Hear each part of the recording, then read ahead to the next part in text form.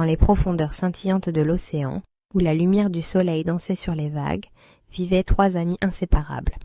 Perlina, une petite huître douce et curieuse, Lumi, un poisson doré espiègle, et Pinsou, un crabe aux grosses pinces mais au cœur tendre.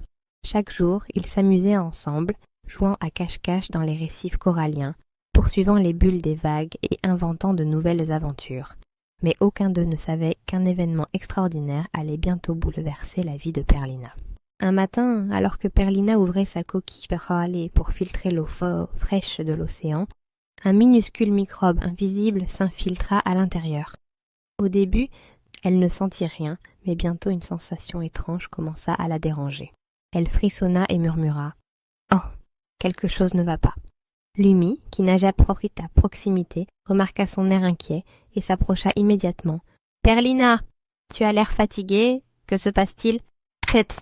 Pinsou, qui jouait avec une algue flottante, accourut et frappa sa pince contre un rocher. « On doit appeler le docteur Étoile de mer, ça a l'air sérieux. » Les amis de Perlina firent tout pour la réconforter.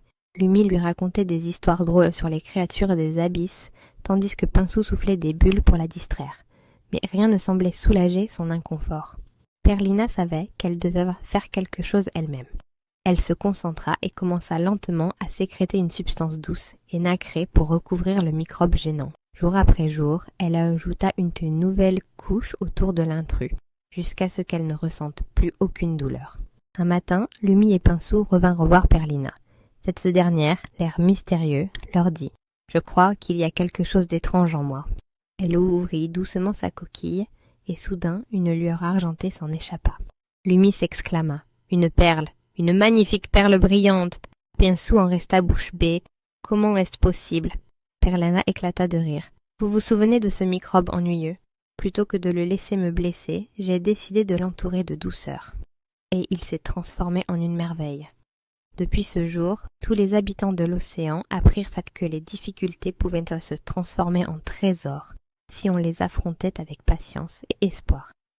Et c'est ainsi que Perlina, la petite huître des profondeurs, créa la toute première perle, et son secret se transmit à travers les océans du monde entier.